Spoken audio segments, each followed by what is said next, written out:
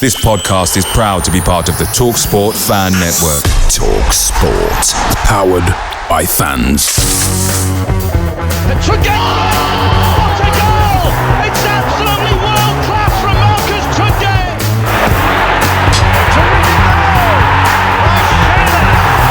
Johnson puts it in the air. Aidan Flynn wins the It's still with Lee Gregory. He's in the box. Tries to screw it. Is it going to be there? Yes! Oh my word! The Wednesday week! Hello, good evening, and welcome to a very special episode of the Wednesday. I forgot the name of the show. That's a great start, isn't it? The Wednesday Week Al's Alumni edition. And as you can see in the larger window that we've, because it's a lot prettier than Stevie and I, we've got hat-trick hero 2 times, Mr. Neil Mellor. And also, by the way, Neil, I don't know if you know this, but there was a game in 2004 called LMA Manager. It was up there with Championship Manager and Footy Manager, and you were like a cheat code on it. You were, I don't know if you know, I don't know if you're aware, but you were like rate good, and me and my pals used to argue who was getting you or Jose Antonio Reyes. So that's nice, isn't it? How's it going, Mels? You all right? I was better on the computer. No, thanks for having me on, lads. No, I tell you what though, the season that we had was the one where you just broken through at Liverpool, so you weren't too shabby. So listen, Mels, we're going to spend the next hour chewing through a few career highlights and your time at some other clubs that you might have played for. But, we're going to keep it mainly Sheffield Wednesday centric. So, I'm going to kick it off, actually. I mean, talking about, I want to say you were born in Sheffield and then did you make the move over to the Northwest because someone told you to, or is that just the way that it went? Yeah, born in Sheffield, Jessop's Hospital. That's where I was born, a twin. Photographer Steve, who's still going strong at the Owls now. He took a photo of me, very first photo with my old man and obviously my mum. So going back to 1982 it was. At the age of 5. So we were brought up in Chapeltown in Sheffield, and then at the age of 5, that was when my dad decided it was time to move back over the Pennines, and that's when we settled in Sale. So that was where he was originally from anyway, but he did love his time in Sheffield. Go on then, Stevie. I'll let you go into the olden days and let's just get straight into it. So obviously, do you feel like when you were we'll fast forward straight into the sort of the Sheffield Wednesday aspect of things. Do you feel like when the opportunity first arose, did you have any sort of affinity for the club, or being with your dad being obviously an ex-Wednesday player, was it something that you talked about with him previously before anything had arisen? Did you seek out any sort of advice or guidance in terms of was this the right thing for you to do, or was it just a bit of a whim and you just went, right, I'm going to go for it? No, I mean, Wednesday means a lot to the family. Obviously, my dad had been there before I was born. It was part of the Boxing Day massacre, of course, 79. So he'd always told me about the stories. I've seen the pictures, seen the footage, seen the goal. In fact, a little bit blurry, and the fact that my older brother as well, who was always been close with, he's 8 years older. He's been a big Wednesdayite, so he's followed Wednesday everywhere. I've seen the posters of sort of all the 90 glory days, all the Wednesday players. Then I've been to Sheffield Wednesday games. So Sheffield Wednesday was a football club that meant so much to the family, and I knew if I ever made it, I'd love to experience playing there one day. And it's funny because when I was at Liverpool, Neil Warnock used to ring my dad all the time. He was Sheffield United manager at the time. He was like, "Oh, bring your Neil over to Sheffield United." And I just said, "Dad, I can't sign for Sheffield United. I just can't." So that was a chance maybe to have gone to Sheffield United, but I never wanted to.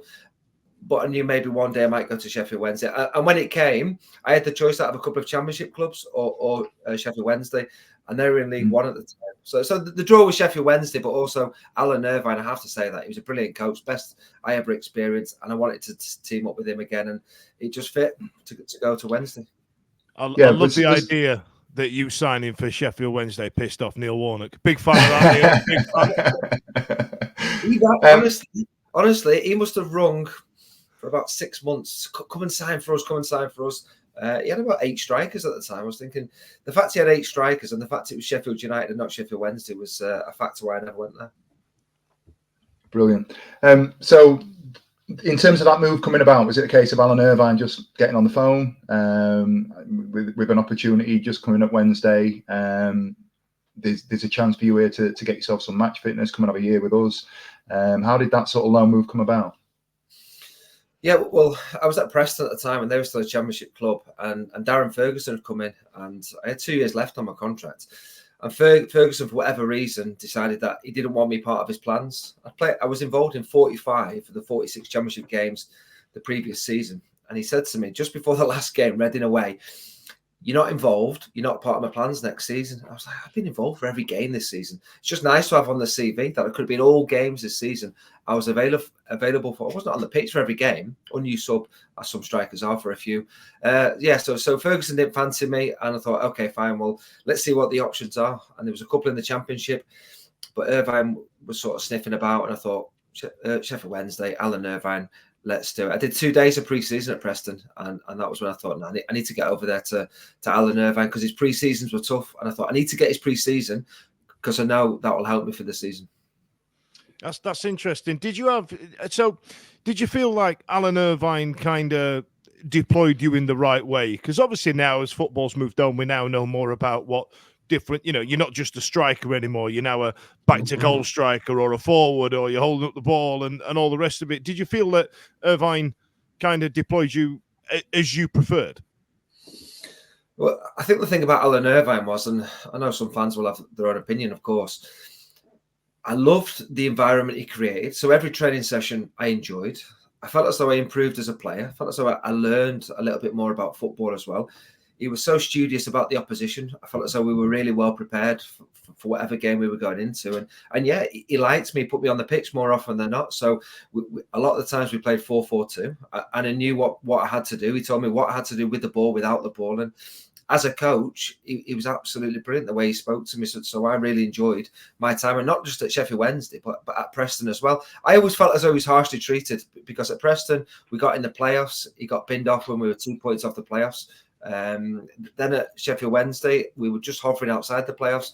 The Mandarich takeover came in, and obviously he wanted his own man in there. I thought West Brom, he never got them in the bottom 3 in the Premier League. Again, I thought he did well there. Norwich. So for me, I've always followed Alan Irvine and thought he's done really well, but maybe harshly treated.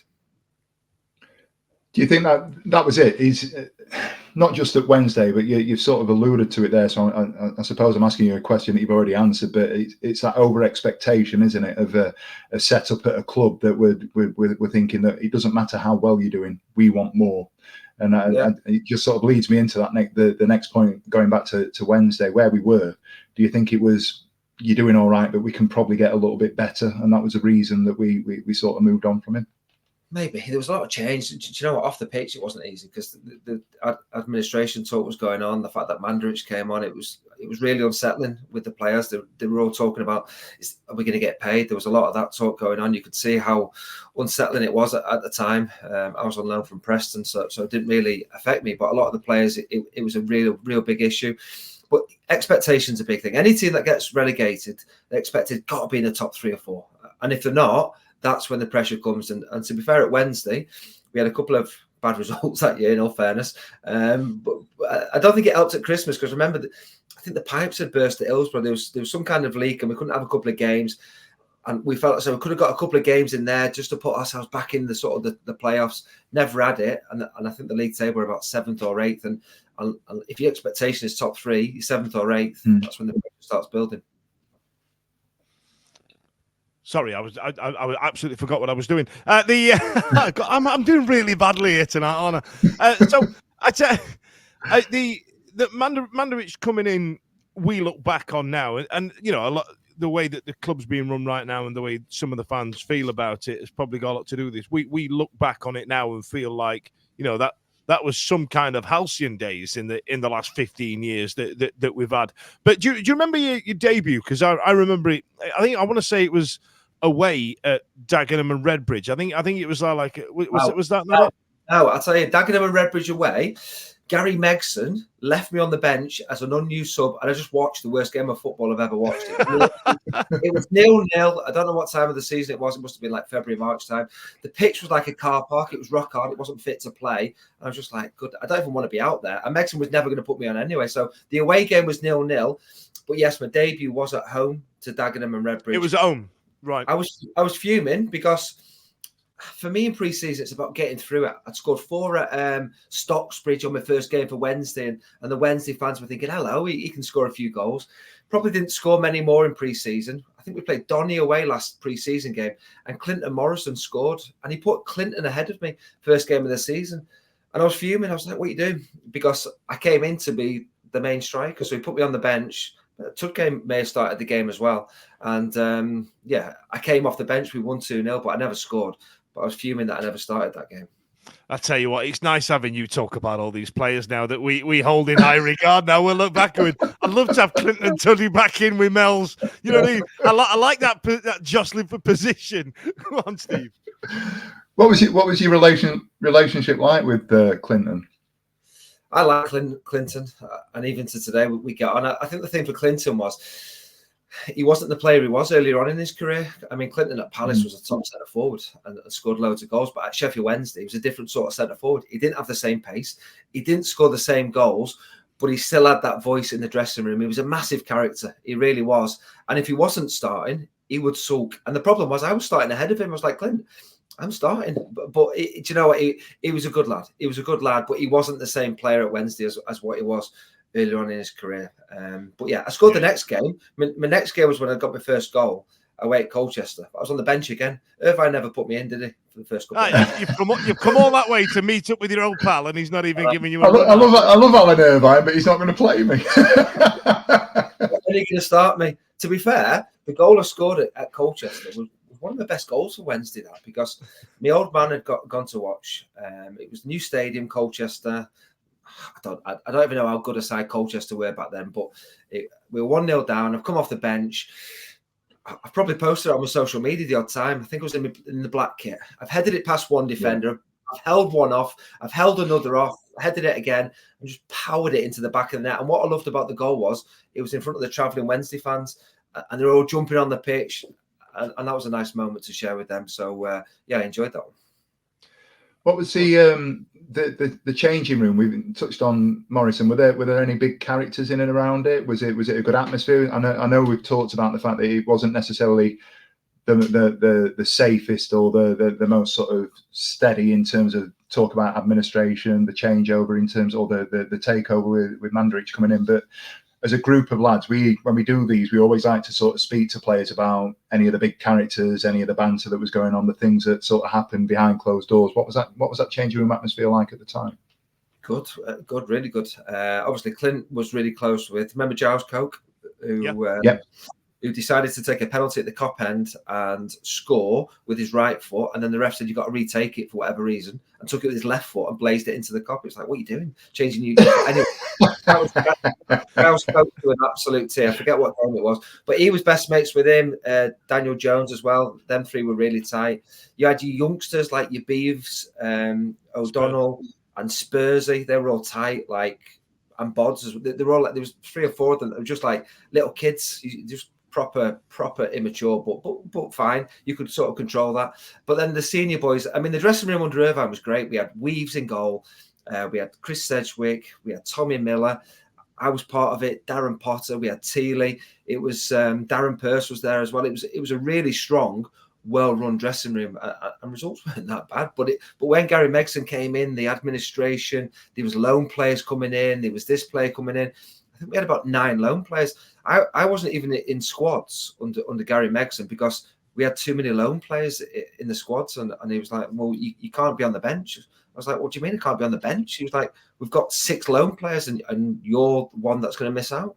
I was like, oh, right, okay, fine. So it became the dressing room was not good at all when all these players started to come in and all that change was happening. But to start with, some of them characters like Weaves and Sedgwick, top lads. So what was his? Sorry, Dan. What was his justification for saying that even though we've got all these loan players, you're not going to be involved because you were scoring goals and you were involved. Yeah. Top scorer, and he's put me on the bench.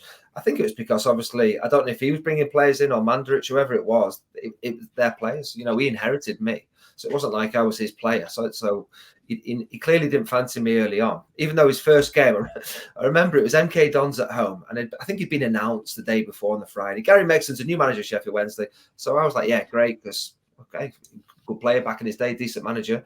And he played with me, old man. I think he'd been at Wednesday with me, old man. Yeah. So I was thinking, he's going to have me here. Anyway, first game, right, I'm not getting involved. He does his press conference. I'm not getting involved. Rob Kelly, the assistant manager, is going to take the game. And I'm on the bench. I'm like, flipping heck. Whenever Rob Kelly took over at Preston as interim, when Irvine went, I was put on the bench. And he'd done it again. I was like, what are you doing? Put me on the bench. MK Dons at home. Scored a hat-trick against them earlier on in the season. Anyway, we were 2-0 down. Megson was sat in the director's box 5 minutes into the game. He's on the touchline. He's dismissed Rob Kelly, and I'm in charge here. And we're on the bench thinking, we're taking over. Anyway, sure enough, he's barking out his instructions from the touchline, and he's looking at the bench. He's looking at me, going, "What are you doing on the bench?" I went, "How do I know? Top scorer." And he brought me on at half time, and I scored the equaliser. So I was like, buzzing. I'm going to be in for Megson there. And the next game was Rochdale away, and he did something on Shape on the Friday afternoon. But right, we're playing 3-5-2 tomorrow. And everyone's like, we've not played 3-5-2 all season. So I went, right, this is the system we're going to play. Daniel Jones, left wing back. He thought he was Gareth Bale. And he's our outlet. And brilliant. Honestly, Friday afternoon, we're absolutely brilliant. But it was 11 v nobody. So we're scoring goals for fun and switching the play and everything. So we went to Rochdale. And Wednesday going to Rochdale, we took 2,000 fans there. We're expecting to batter them.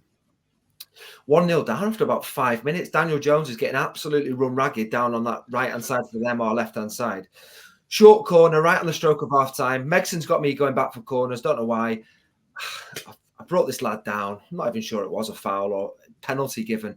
And so they score 2-0 on half-time. So Megson, for 10 minutes of the half-time, just started laying into me, saying, "Oh, you've cost us the game. What are you doing making that challenge? You've cost us the game." I've gone, we've got second half to go. It's fine. He's gone, no, you're coming off. And he's brought me off at half time. I was like, what are you doing bringing me off? He brought big Gary Medina on. So Medina had signed by then. And he got a goal back into the game and finished 2-1. After that, he dropped me for 10 games. Never played for Megson. I think he was one game after that because I gave a pen away at Rochdale. So I wasn't his favourite after that. That's really interesting, that, because, like, you know, some players talk quite fondly of their time under Gary Megson, especially when we're doing this show, and there's people who are in that it was kind of our first season, wasn't it, in League One, 2010 to 2011, wasn't it? And there was a lot of change happening at the club, and we had some big characters there. You know, you mentioned Giles Coke and Clinton Morrison. I remember, you know, Twitter was just a big thing at the time. And I think the first season of Top Boy had just come out. And Giles Coker tweeted something like, "Really enjoyed Top Boy." And Clinton Morrison had just gone, "Shut up, man. You don't know about them things." Oh, that's how I read it. You know what I mean? Like that, you know, I did the voice. I was living in Croydon at the time. I was learning it. You know what I mean? So I tell you what, let's go back a bit even further then, Mels. Let me just say, I don't dislike Megson. I did for the time I was on the bench, and I was unused sub at Carlisle, unused sub at Bournemouth, unused sub at Dagenham and Redbridge. Yeah, I was thinking, what are you doing? But then he got me in the team. He was under pressure, you see. So then he got me in the team, and I finished the season really strongly. I grew to really like him, and so it was a difficult decision then when I didn't sign back at Wednesday. I can imagine. But I did grow to really like him. But for 10 games, I was like, what is he doing? I'm top scorer. I've had gaffers like that, to be fair, Mels. Yeah, I think the thing with Megson, when we talk to, whether it be ex-players or whoever, there's always, or when we're doing any sort of anything, when we record and we're talking about managerial, or a manager moves out and people talk about who we're going to get in, is the go-to. It's always, right, get Megson in, get him up Grenna Woods, let's get him up the back of the Cop, and we'll do all of that. And there's a real... done that Friday afternoon. He took us to the top of the Cop. It was brilliant. And then we did 50-50 tackles on a Friday afternoon. Right, who wants to win that tackle? And I was with JJ. Remember JJ, winger JJ? And, I ain't tackling you. You're not tackling me. I don't want to be injured for tomorrow. But the centre halves like steaming into each other. I was thinking, well, I mean, this is training the day before, but that was Megson. We grew to understand what he was all about. In fact, he gave one of the best team talks I've ever heard. It was one of his early games. It was Tranmere away. I was on the bench again, and brilliant team talk. He was giving it everything about your family, the most important thing. You've got all the Wednesday fans out there. And I was desperate to go. I was thinking, I really want to go out and play. And I was on the bench. And it was the most inspiring team talk I've ever read. It was absolutely brilliant. It really was. We lost 4-0 that night. But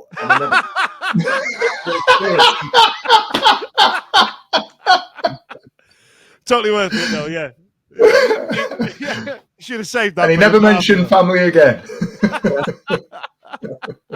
Did you get to play in any derbies, Mels? Did you? I'm going back because we were League One at the time, and then it was the following season after we just went up. So you might have just missed them. Yeah, no, I miss playing against Sheffield United. I had a good record scoring against them as well. Scored against them for Liverpool, scored against them for Preston. So I probably would have scored against them for Sheffield Wednesday, but I never got to play. Never got to play against them for Wednesday. Would have enjoyed that. Now, listen, there's something I want to talk about now. So we're talking. I think it was Hartlepool, the first hat trick, wasn't it? That was the first one. Now, annoyingly, no footage exists of those 3 goals. I can seem to find on the internet. But then I think it was about 10 days later. Is that what it was? Footage. I have got the footage. I will DM you them. I've got that footage. I'm gonna need that footage, but I've got this one.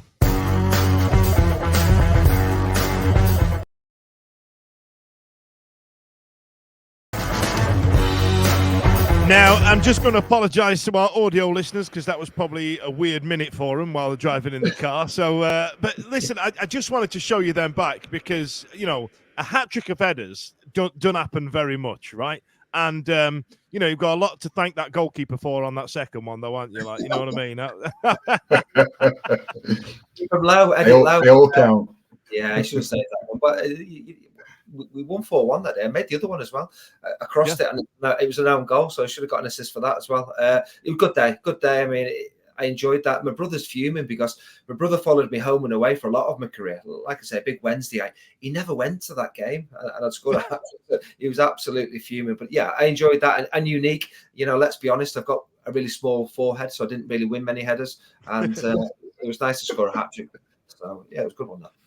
Now, I tell you why I've put that aside there, because there was, one of my favourite things is just the way footballers interact. The dressing room humour. Stevie and I have played at some terrible low levels, but being in my early 40s now, that's what I miss. Like even at the highest level, you still get blokes kicking the ball right hard at each other while they're trying to lace up the boots and stuff like that. But my favourite one was stuff like nicknames. And I remember after that game, you got given the match ball and everybody signs it. And I remember spying in the day. Have you got it? Is that the one that says Chunky on it? Because what's written? Is that the one, or is it the other one? There you go. So audio listeners won't be able to hear it, but there you go. Can you see it? Yeah, it says "Well done, Chunky." Who was that? It was. I can't even get my angles right. Look at that. Look at that. Have you got it? Not flipping out. Yeah, it's just at the right hand side of where it says. It's there. Got it. You can see it there. I remember spying it in the paper, thinking, "Oh, was that your nickname for a while, Mels, or did you get many?" No one ever called it me. And I'll tell you who did it. The lad who had the smallest arms in the squad, Lewis Buxton. I don't know what he obviously knew what he was doing with where he's put it, and I've been interviewed. I've not even seen it. I've not even got onto it. What happens is, obviously, I didn't score many hat tricks, but the ball just goes around the dressing room. Everyone signs it. Well done, Mels, whatever. And he's put "Well done, Chunky," and I only knew after people were caning me because it was on the telly. I never knew it. I don't know why it stuck out to me. So with the any more nicknames that this, I'm going to give you an opportunity now to get your own back and just start to saying, well, we used to call Lewis Buxton, potato head or something like that. You know what I mean? Yeah, dinosaur arms, still T-Rex. I mean,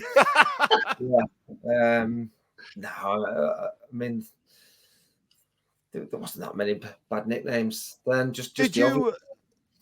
Yeah, I mean, you were there with Mickey Gray at that point, weren't you, as well? Did you miss him? Mickey was before me. Franny, I think they were the team before me. Yeah, I'm trying to think. I know there was an overlap with Danny Jones. I'm trying to think of kits, and I've just realised it's 14 years ago, Steve. You're going to have to get me out of this hole, pal. It was the ones, and obviously because it is a while ago, you go back and you're having a look, and I was sort of taken because some of the players that you played with in that season are either cult heroes or they're lambasted. So forgive me, I've done a quick Wikipedia. I can remember JJ because JJ was an absolute maverick. But the one that gets derided was John Otsemabo, who gets my God, he gets some honour. So when you do, and I think it's quite unjust, to be fair, because I don't have any lasting memories of him being an absolutely terrible player. But if you ever see a worst 11 Wednesday lineup, his name comes up for fun. And I just think, I mean, bear in mind, Mels, this is somebody you probably played with a younger level as well. He was at Liverpool, wasn't he? And then he got shot in the arse at some point, didn't he, as well? Like, you know what I mean? That's going to hamper someone's footballing ability, isn't it? I mean, I did. I played with Semi in the youth team at Liverpool. He was a centre-half. He moved out to right-back. I went on loan to West Ham. That was when he got shot in the arse. It was a ricochet, he told me. Yeah. They all say that. Yeah, I mean, for me, when we looked around the team in the dressing room, we trusted Semi at right-back, no doubt about that, yeah. So he was quick. He could defend. He could get forward. He could deliver the ball. So, I mean, if Wednesday fans have got that opinion, then fine. But for me, no, I liked Semi in the team, no problem. There was how was JJ? Because he's the one. Jermaine Johnson is the one. He was either a 10 or a 2. Yeah, absolute maverick. He'd frustrate me because sometimes he wouldn't pass to me, and then he would pass to me. He'd beat 4 players and then shoot miles over, and you think, just square the ball. I'll tell you what he did. He got the fans involved, and he created a bit of momentum, a noise inside the stadium, which was great. Yeah, there was a couple of times where he smashed up. I think it was Richard Cresswell that used to play for us back in the late 90s, and we were playing Sheffield United. And I think didn't JJ smash his face up? Did he not headbutt him or something? Do you remember that, Stevie? I'm going back. Vague recollection. It's going back. I'm going back a number of years there. So listen, Mels, let's get into the team that you played with as well. Let's talk about who had the worst dress sense around your around the dressing room, because I know what you footballers are like. You like to be unique when you're out in town. Who look like, you're like, really? That's your going out gear? Yeah, well, I'm not going to say Sedge or Weeds because they'll just come back and absolutely cane me. Ginge O'Connor looked like he dressed as a 60-year-old man. Probably over the age as well. But he was like the one with a little bit of discipline in the dressing room. Daniel Jones, absolutely awful. He thought he had the boy band haircut as well at this point, didn't he? Yeah, and because he was quick, he honestly thought he was like Gareth Bale. Everyone was like, "You can't control the ball, so you're not." But yeah, to be honest, DJ was sound. He was sound. But no, we had some good nights out. We did have some good nights out. I remember one bank holiday. We're down in wherever it was, and I went into a bar, and it was full of Sheffield United hooligans, and literally just ordered a drink, and someone came up to me, tapped me on the shoulder, and went, "Listen, Sheffield United are in here." I said, "Yes, you just go. Don't have any drink." So I was like, "Okay." That was my warning. I wasn't hanging about at all. I was like, "Right, I'm off." So sobered up pretty quickly then. That was, but we did enjoy some good nights out. In fact, there was another one, Bournemouth away. I remember Gary Megson. Gary Megson, unused sub time again. He said, "Right, Wednesday night, Bournemouth away. They were flying near the top of the table. We were mid-table." He said, "If we get something, I'll buy you all a pint afterwards." So we were all happy days.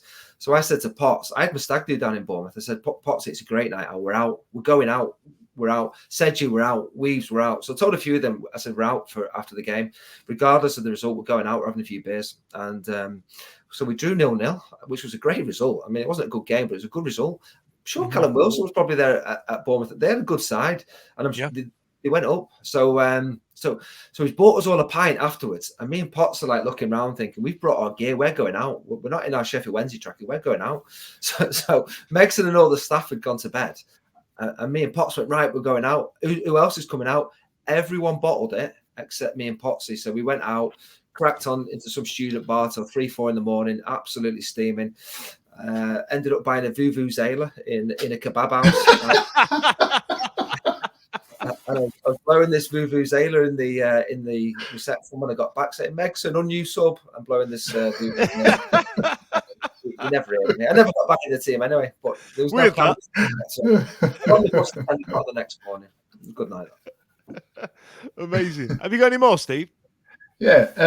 So obviously we get to the end of that season, and you're going to go on and hopefully, when coming towards the end of it, was the plan always to go back to Preston and then kick on, or was there ever any sort of feeling that you'd maybe elongate your stay with us, or what was the plan after Wednesday? I had 1 year left at Preston, and Preston had changed the manager, so Ferguson had gone, and it was Phil Brown. And he got in touch with me towards the end of the season, saying that he wanted me to be a big part of the plans next season. There was a couple more clubs that were interested as well. And Gary Megson was on me in the summer saying, come and sign for Wednesday. And I was like, Gary, you dropped me for 10 games for giving a penalty. I honestly couldn't trust that he wouldn't do it again. Whilst I really liked him by the end of the season, I just couldn't trust that if I did something bad again, he'd just leave me out of the team. And I was traveling. So I had 2 young kids at the time. And I was traveling 2 hours to training every day.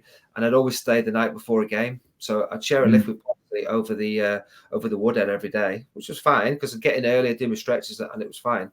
But I thought, I can't risk that, knowing that a manager could just bin me off for a silly mistake. Yeah, fair. There was one player we had on. I don't think you played with him, but we had Raider Johnson on for a show, and he was talking about Hillsborough. Now, Raider was a really popular character with the Sheffield Wednesday faithful, but he kind of went into a bit of a solemn moment, and he said, "I'll tell you what though, but if that crowd don't like you, they let you bloody know about it." And he mentioned Jacques Magoma, who ended up going to Birmingham City, who we've got at the weekend, actually. And he said, I think he misplaced a pass, and God Christ, that crowd can get on your back. I don't think we did it to you, Mels, but can you, I probably Tommy, maybe Potts, you know what I mean? Potsy got it from corners every time he hit the first man. Oh, he's done it again.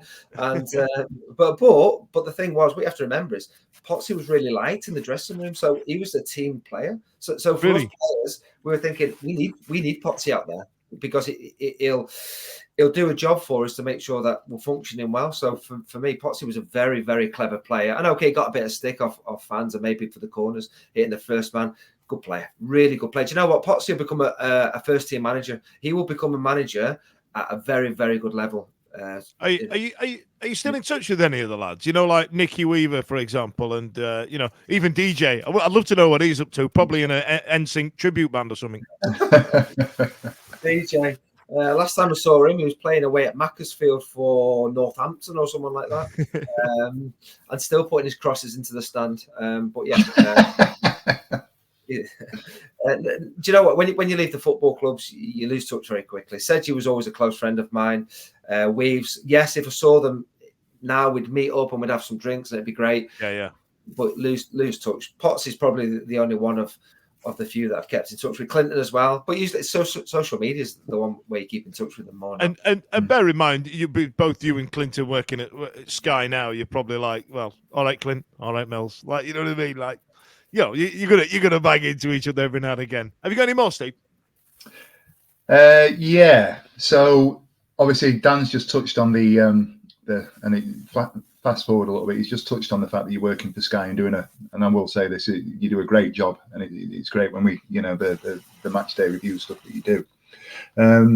Bringing it back round to Sheffield Wednesday, it's not been the best season. We're not in the greatest period after what was the Miracle of Hillsborough, and I know that Dan doesn't like that term. He doesn't like. It's a rubbish name. It's a rubbish name. Surely we could come up with something better than the Miracle of Hillsborough. It sounds like someone's nan's made it up.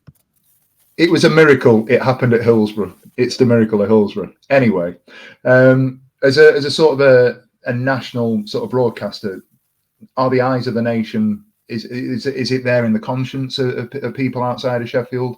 What's the sort of perception of people at the level that you're operating at in terms of your analysis of the game, or is it just something that you look at as a sort of a footnote?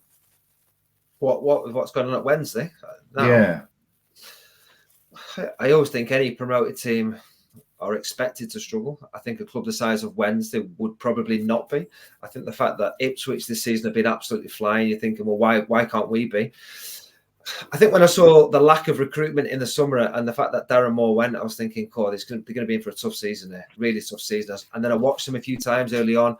I didn't see Wednesday lose when I reported. They kept drawing, which was good because they weren't losing, but it was don't create enough, didn't score enough, too easy to score against.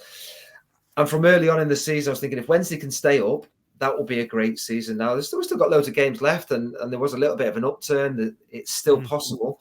But yeah, that's where I see Sheffield Wednesday, because they're a massive football club. Obviously, things off the pitch feel as though they're not right at the moment. I speak to my brother all the time. He's a Wednesday. He still goes to the games, takes his boys as well to the games when he can. And it's frustration, because Sheffield Wednesday, a huge football club, would love to be in the Premier League, of course, would love those derbies again with Sheffield United. But at this moment in time, it's to stay in the second tier of English football, which is the Championship, which between now and the end of the season, they've got an absolute job on their hands to do. Yeah, absolutely they have. Now, listen, normally we do it the other way around, Mels, but I'm going to go back in time, because I want to talk about the early part of your career, like your late teens, early 20s, stuff like that, and that season with that goal. And, hell of a hit, weren't it? I'm talking about the Arsenal one, of course. Did you feel like your life changed after that one? I mean, you've absolutely slapped it from what I'm gonna be generous here, like 35 yards out, right? In your head, that's what it is. It was miles out, wasn't it? A great personal highlight for me, because it was obviously for Liverpool. It was the last minute. It was against the champions, the Invincibles, the Arsenal team. I probably didn't know how big the goal was at the time, because my mate was in Australia and he was like, "Oh, it's on the back pages in Australia." I was like, "What? It's on the back page in Australia." I couldn't really get my head around that. But being at Liverpool for a number of years, Liverpool are a huge football club globally, and it was nice to have a moment that I knew I was capable of. I had to manage injuries from a young age anyway, but I'd always scored goals, and that was something that I loved doing. So that was a fulfillment of a dream. But I did want more of it, but unfortunately, I didn't get too much more of it. But it was a nice moment. That was a nice moment. I tell you what, I should have gone out in town afterwards, because I probably could have pulled any girl that night. I went home. I went home and watched Match of the Day 2 with my mum and dad, having a cup of tea. Totally worth it. Totally worth it. You're not going to get most like you could pull a bird any other night of the week, Mels. You know what I mean? But after that, that your career kind of stunted a little bit, because you had a couple of shitty injuries at this point, didn't you? Like, you know what I mean? Do you remember thinking, Christ, this could really affect me here? And it must have been a long road back. Yeah, well, even that, you mentioned that Arsenal, I had an injection to get through the game. I was injured then. I had the painkilling injection just to get through that game. I had 1 year left at Liverpool, and Rafa said, "Right, we don't want you anymore." Didn't say it as bluntly as that. He got somebody else to say it. But so then it was like, well, my career could be over. I think I'd had 4 operations by that point. I'd had a really serious knee injury. It was both knees. It wasn't one knee, and so it was a case of, well, where am I going to go to? Sheffield Wednesday was one of the clubs mentioned at the time, but Preston, because I just had a baby, I was like, right, I'm going to Preston down the road. Yeah, but I signed injured. So if you're a Wednesday fan and you sign somebody injured, you're going to be like, what's going on here? I didn't play for 6 months at Preston. I had 2 more operations after I'd signed, but the manager knew that. He knew he was signing somebody injured. But the fans don't know that. The fans are thinking, we've signed some kid from Liverpool. Why is he not playing? Because I was injured. And I had to manage the injury throughout my career. It wasn't nice, but I loved my time as a player. I loved it. Amazing. Have you got any more, Steve? I was literally just going to ask, without wanting to be too somber about it coming, because you finished quite early, didn't you? I think you were only about 30 when you finally hung them up. Did you have that sort of, not FOMO, but whatever the term would be for a person who finishes as early as you, that you didn't have a more prolonged career, or do you feel like you achieved everything that you wanted and set out to achieve?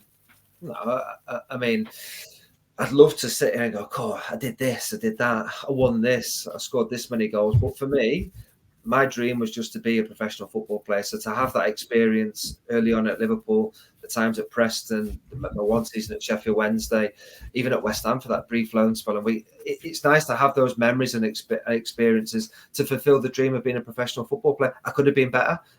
Some fans would be like, "He's awful," but that's the way football is. It is about opinion. But it was nice to fulfil that dream. I'd love to have done more, but no, I got to experience something I wanted to do as a little boy. Amazing. Brilliant. Amazing. So what you're feeling next then? I mean, is in the media career that you've got, and again, I'm going to echo Stevie. I think you're very good at it. Some people are bloody terrible. I mean, we all saw Josh Windas's dad giving it a go. That was like one of those crazy. That was like one of those crazy old guys in a pub with, "I can't believe it, Jeff. I don't know what's happening." Like, you know what I mean? But I think you're quite measured, Mel's. I quite like it. But like moving forward, are you eyeing up a seat on that panel with Simon Thomas on a Saturday? I was fortunate because when I came out of the game, I was on the panel early doors in the studio. I think I've had my stint in there now. But do you know what I love? Do you know what I love doing is going to the different grounds around the country, whether it's Sheffield Wednesday. I've been fortunate to go back there a few times, even Preston or Barrow or Carlisle. Just places. It's real football. I absolutely love football in our country, whether it's the Premier League, Championship, League One, League Two, wherever it is. I just love watching football and reporting on it because that is my passion. So whilst I can remain doing that, then I'm happy. Amazing. Perfect. Listen, I'm going to put a pin in it there. Mels, it's been an absolute pleasure. Stay on the line. Thanks a lot for joining us. Mr. Neil Mellor. This podcast is proud to be part of the TalkSport Fan Network. TalkSport. Powered by fans. It's a goal! What a goal! It's absolutely world class from Marcus today.